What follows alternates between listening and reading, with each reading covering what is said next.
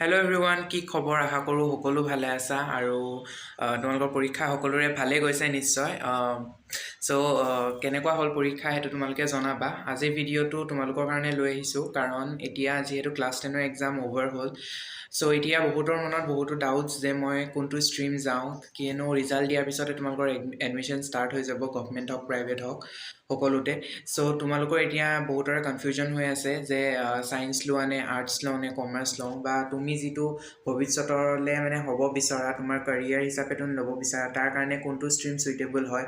এই সকলোবিলাক কথা আমি এই ভিডিঅ'টো আজি ডিছকাছ কৰিম। তেন্তে ভিডিঅ'টো ষ্টাৰ্ট কৰোঁ। আৰু যদি পোনপ্ৰথমবাৰ মোৰ চেনেলটোলৈ আহিছা তেন্তে চেনেলটো ছাবস্ক্ৰাইব কৰিবলৈ নাপাহৰিবা আৰু লগতে ভিডিঅ'টো কেনে পালা কমেণ্টত জনাবা।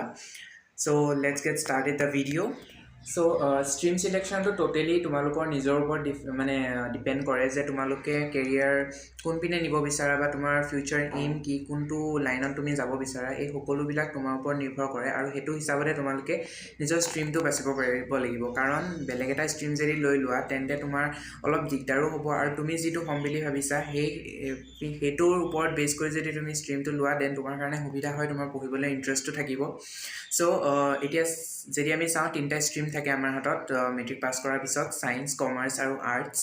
ছায়েন্স ল'লে তোমালোকে ডক্টৰৰ কাৰণে এণ্ট্ৰেঞ্চ এক্সাম দিব পাৰিবা, যোনটো নীট হয়। নেক্সট তোমালোকে ইঞ্জিনিয়াৰিঙৰ কাৰণে JEE দিব পাৰিবা আৰু আন বহুতো এক্সামছবিলাক দিব পাৰিবা, BSc নাৰ্ছিং হওক, BSc এগ্ৰিকালচাৰ হওক, এনেধৰণৰ ছায়েন্সৰ ফিল্ডত তোমালোকে যাব পাৰিবা। নেক্সট তোমালোকে যদি UPSC APSC এইম কৰি আছা দেন তোমালোকে আৰ্টছ যাব পাৰিবা। আৰু যদি তোমালোকে CA এইম কৰি আছা দেন তোমালোকে কমাৰ্চত যাব পাৰিবা। বাকী তোমালোকৰ কথা, সেইটো তোমালোকে যোনটোত বেছি তোমালোকৰ ফিউচাৰত কামত আহিব বুলি ভাবা সেই ষ্ট্ৰীমটোৱে ল'বা। কাৰো কথা শুনিব দৰকাৰ নাই, কাৰণ তুমি পঢ়িবা, তুমি জানা তুমি কোনটো পঢ়ি বেছি ভাল পোৱা, তোমাৰ কোনটোত ইণ্টাৰেষ্ট আছে। সেই ইণ্টাৰেষ্টৰ ওপৰত বেছ কৰি তোমালোকে ষ্ট্ৰীমটো লোৱা। আৰু হয়তো নীট এক্সাম কোৱালিফাই কৰি পিনি তোমাৰ ডক্টৰ হ'বলৈ মন আছে, কাৰোবাৰ JEE দি পিনি ইঞ্জিনিয়াৰিং লাইনত যাবলৈ মন আছে, কাৰোবাৰ BSc এগ্ৰিকালচাৰ কৰিবলৈ মন আছে, কাৰোবাৰ IAS অফিচাৰ হ'বলৈ মন আছে। গ্ৰেজুৱেশ্যন কৰাৰ পিছত তোমালোকে UPSC বা APSC এটেম্প কৰিম বুলি ভাবিছা। এনেধৰণে তোমালোকৰ ষ্ট্ৰীমবিলাক চিলেক্ট কৰিবা। আৰু তোমালোকে এইটো নাভাবিবা যে তুমি ছায়েন্স পঢ়ি APSC বা UPSC দিব নোৱাৰা, তেনেকুৱা কোনো কথা নহয়। ষ্ট্ৰীম তোমালোকে 3টাৰ ভিতৰত যিকোনো এটা ষ্ট্ৰীমৰ হ'লেও তোমালোকে চিভিল ছাৰ্ভিচত এটেম্প কৰিব পাৰিবা। সেইটো কনফিউজন নহ'বা।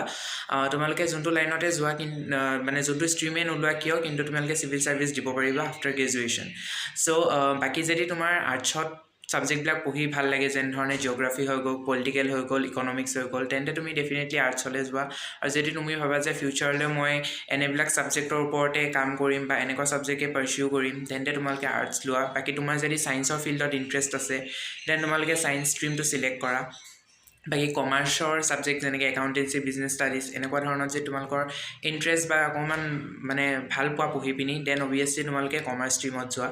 ষ্ট্ৰীম চিলেকশ্যনত বহুতে ভুল কৰে, কাৰণ তোমাৰ লগৰজনে হয়তো ছায়েন্স ভাল পায় কাৰণে ছায়েন্স লৈছে, তুমিও দেখাক দেখি ছায়েন্স লৈ লৈছা, কিন্তু তোমাৰ আচলতে ইণ্টাৰেষ্ট আছিলে আৰ্টছত বা তোমাৰ ছায়েন্স পঢ়িবলৈ মন নাছিলে। তেন্তে তুমি সেইটো দেখাক দেখি লোৱা বস্তু নহয়। এবাৰ নিজে ভাবি চোৱা ভালকৈ, তুমি কোনটোত যাব বিচাৰা, তোমাৰ মন কোনটোত আছে বা তোমাৰ ইণ্টাৰেষ্ট কোনটো আছে। সেইটো ষ্ট্ৰীম চিলেক্ট কৰা। এনেকুৱা নহয়, বহুতে কয় যে ছায়েন্স ষ্ট্ৰীমটো টান, আৰ্টছ একেবাৰে ইজি, আৰ্টছ পঢ়িনো কি কৰিবি, ছায়েন্স পঢ়। সেইটো কথা নহয়। ষ্ট্ৰীম 3টাই সমানে তোমাৰ ডেডিকেশ্যন লাগিব, হাৰ্ডৱৰ্ক লাগিব ভাল এটা ৰিজাল্ট স্ক'ৰ কৰিবলৈ। আৰু 3টা ষ্ট্ৰীমেই নিজৰ নিজৰ ক্ষেত্ৰত বহুত বেছি ভাল। এনেকুৱা নহয় যে ছায়েন্স আৰু কমাৰ্চখিনিয়ে ভাল, আৰ্টছখিনি একেবাৰে যেন তেনে পাছ কৰিব পাৰি বা নপঢ়িলেও পাছ কৰিব পাৰি, তেনেকুৱা কোনো কথা নহয়। কষ্ট 3টাতে কৰিব লাগিব, 3টা ষ্ট্ৰীমতে তোমালোকে কষ্ট কৰিব লাগিব। তোমালোকে ভাবি চিন্তি ষ্ট্ৰীমটো লোৱা। বাকী যদি তোমালোকৰ ফিউচাৰ লাইন কোনবিলাকত কেনেধৰণৰ স্ক'প আছে বা কেনেধৰণে তোমালোকে আগবাঢ়িব পাৰিবা তোমালোকৰ হায়াৰ ষ্টাডিজৰ কাৰণে, তাৰ ৰিলেটেড যিকোনো ডাউটছ থাকিলে মোক কমেণ্টত সুধিব পাৰা। মই নেক্সট ভিডিঅ' ডিটেইলিংকৈ বনাম। বাকী তোমালোকৰ ৰিজাল্ট অতি সোনকালেই দিব, কাৰণ যোৱাবাৰো সোনকালেই দি দিছিলে। সেইটো কাৰণে এতিয়াৰ পৰা ভালকৈ নিশ্চিত কৰি থোৱা তুমি কোনটো ষ্ট্ৰীম যাবা। আৰু এনেকুৱা নহয় যে তুমি ছায়েন্স পঢ়িলে আৰ্টছ পঢ়িব নোৱাৰা বুলি। আজিকালি NEPত চব পাৰি, কাৰণ ছায়েন্সৰ ল'ৰা এটাও আৰ্টছৰ ছাবজেক্ট এটা পঢ়িব পাৰে, আৰ্টছৰ ল'ৰা এটাও ছায়েন্সৰ ছাবজেক্ট এটা পঢ়িব পাৰে।